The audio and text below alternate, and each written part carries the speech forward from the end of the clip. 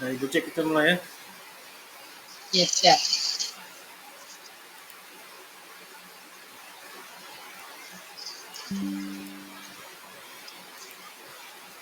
Baik, selamat malam Ibu Jacqueline. Selamat malam, Pak. Ya, senang sekali bisa bertemu walaupun lewat media virtual. Terima kasih juga Ibu Jacqueline sudah meluangkan waktu untuk membantu saya dalam menyelesaikan tugas sebagai calon guru penggerak. Ya. Ibu Jacqueline, bagaimana kabarnya hari ini? Ya, puji Tuhan baik-baik, Pak. Terima kasih. Nah, tujuan atau tugas saya kali ini, uh, saya akan mencoba melakukan pra-observasi sebelum melihat nanti Ibu mengajar, dan uh, tujuan besar dari supervisi yang atau tugas supervisi yang saya lakukan adalah untuk meningkatkan kualitas pembelajaran di kelas Ibu.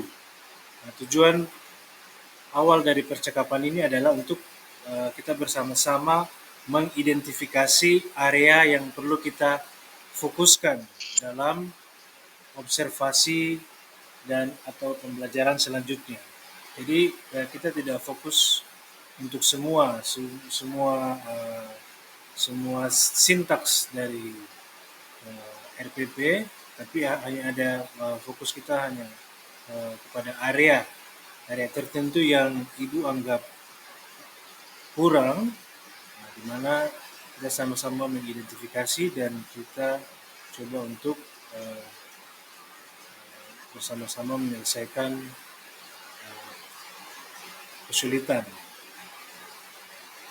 yang Ibu hadapi. Bagaimana pendapat Ibu tentang tujuan praobservasi ini? Apakah Ibu setuju? Setuju, Pak. Ya. Terima kasih Ibu Jacqueline. Nah, sekarang Ibu Jacqueline, apakah bisa menceritakan sedikit mengenai rencana pembelajaran Ibu? Ya, baik. RPP ini saya lakukan sebagai acuan untuk melakukan pos pembelajaran dalam kelas dan juga untuk menjawab kebutuhan siswa supaya tujuan pembelajaran ini dapat tercapai dengan baik. Untuk RPP yang saya buat ini sudah ada beberapa komponen yang dilaksanakan di sana, itu dari kompetensi dasar, indikator, bahkan sampai dengan tujuan pembelajaran. Yang mana untuk tujuan pembelajaran ini itu dijabarkan dari kompetensi dasar dan juga indikator. Kemudian untuk tujuan pembelajaran dilakukan sesuai dengan materi pelajaran yang diajarkan. Dan juga untuk tujuan pembelajaran sudah terdapat 4 komponen di dalamnya, yaitu komponen A, B, C, dan D. Yaitu seperti audis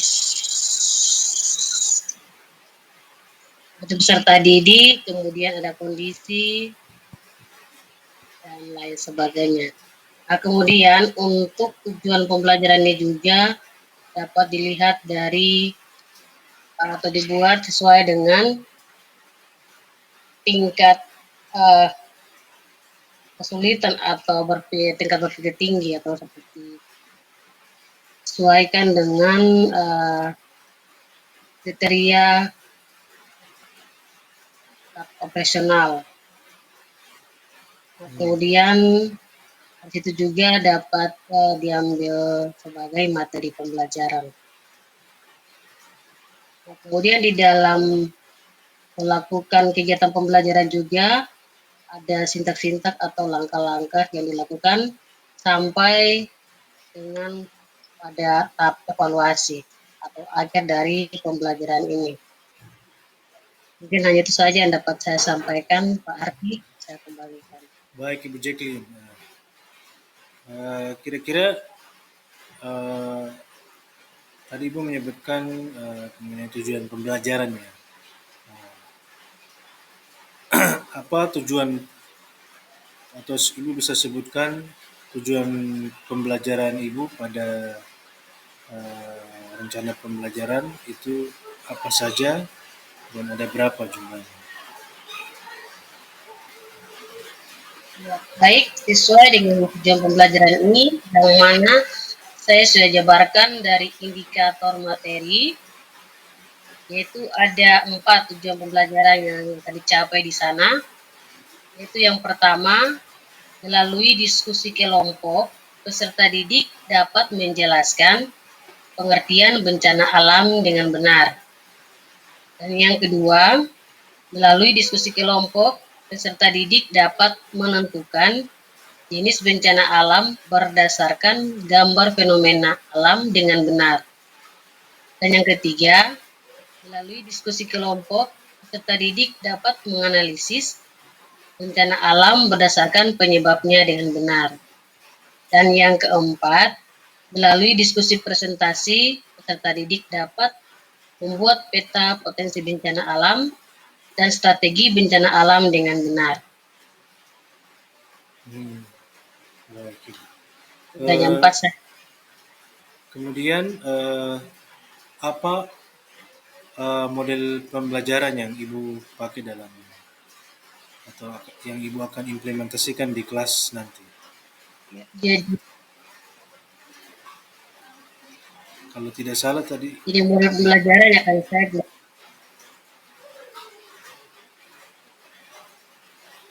Gimana, Pak? kalau tidak salah Ibu tadi ada menyebutkan PBL ya. Ya, jadi model pembelajaran yang saya gunakan adalah model pembelajaran PBL atau pelajaran berdiferensiasi. Baik Ibu. Ya. Tentu dalam implementasi RPP atau rancangan pembelajaran kita, tentu seperti yang Ibu sampaikan tadi ada satu kesulitan. Ya, sebenarnya mungkin ada banyak kesulitannya yang kita hadapi karena tentu saja saya dengan Ibu Jacqueline pada saat ini sama-sama mengajar di sekolah yang sama. Ya, tentu ada banyak problem yang kita hadapi dalam pengimplementasian rancangan pembelajaran kita. Nah, tapi kali ini saya ingin kita hanya fokus pada area tertentu saja yang kita kembangkan atau yang kita hadapi untuk dikembangkan agar peserta didik minimal dapat menyelesaikan satu persatu kesulitan yang dihadapi. Ya, seperti kira-kira berdasarkan kesulitan yang Ibu selalu hadapi, area pengembangan yang Ibu ingin kembangkan di proses pembelajaran besok ini ada berapa? Ya, baik. Jadi berdasarkan dengan kesulitan yang selalu dihadapi, di sini ada 2 area pengembangan. Yang mana yang pertama yang kita lakukan adalah menumbuh sikap kesadaran penuh saat guru menjelaskan materi pelajaran. Kemudian yang kedua, hampir semua peserta didik memiliki motivasi rendah saat proses pembelajaran. Oleh karena itu, guru ingin meningkatkan motivasi belajar siswa. Hanya 2 saja. Kira-kira atau apa strategi yang Ibu sudah siapkan untuk diimplementasikan di kelas nanti? Ya baik, ya di sini ada tiga strategi yang akan saya gunakan, yaitu yang pertama, guru mencoba menggunakan mode pembelajaran problem based learning atau PBL. Yang kedua, guru mencoba menggunakan pembelajaran berdiferensiasi. Dan yang ketiga, menggunakan banyak aktivitas yang menekankan kompetensi sosial emosional. Itu saja. Baik, Ibu Jacqueline. Terima kasih. Ternyata ada 2 area ya yang Ibu ingin kembangkan, Ya, di mana Ibu ingin menumbuhkan sikap kesadaran penuh ya. Ya tentu saja hal ini juga yang kita hadapi bersama-sama ya di sekolah ya. itu sudah. Ya, kita masuk anak-anak ini tidak fokus, walaupun jadinya hanya masuk sia-sia. Nah, semoga Betul, ya. dengan strategi yang Ibu coba terapkan nanti mampu paling tidak meningkatkan kesadaran penuh ya, walaupun kesadaran minimal lah, walaupun belum penuh, minimal ada kesadaran minimal sehingga mereka bisa mengerti sedikit ya. Kemudian juga yang Ibu inginkan dikembangkan yaitu motivasi ya. Ini bagus Iya, sekali ya. Saya melihat siswa kita juga kehilangan motivasi. Ya, biar rendah. ya. Semoga dengan 3 strategi ini bisa meningkatkan motivasi peserta didik kita ya. Kemudian pada saat observasi nanti kira-kira eh, Ibu akan bersedia kapan, maksud saya Ibu kapan bisa ada waktu untuk saya melakukan observasi di kelas Ibu nanti. Setelah nanti kegiatan observasi ini ada juga kegiatan pasca observasi. Nah, untuk tanggal observasi di mana saya akan melakukan observasi di kelas Ibu, kira-kira Ibu bersedia di tanggal berapa? Ya, baik untuk observasinya di tanggal 15. Tanggal 15 Februari di jam kedua ya, Pak Guru. Jam kedua saya ada jam geografi, bisa Bapak masuk untuk observasi langsung. Oke, ya. Kebetulan di tanggal tersebut saya tidak punya jam mengajar, jadi saya bisa masuk untuk melakukan observasi di kelas Ibu. Sedangkan untuk kegiatan pasca observasinya di tanggal berapa Ibu? Tanggal 16 saja, Pak. Tanggal 16 ya, di jam keberapa ya?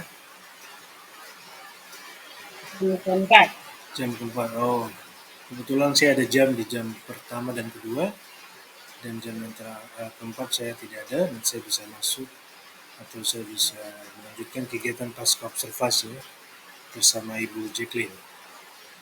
Ya, Pak.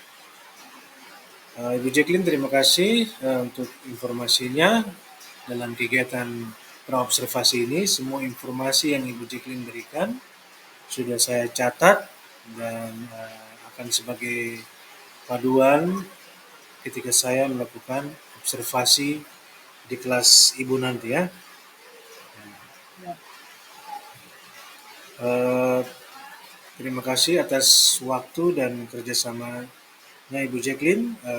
Saya yakin nanti observasi Ibu ini akan memberikan hasil yang maksimal ya.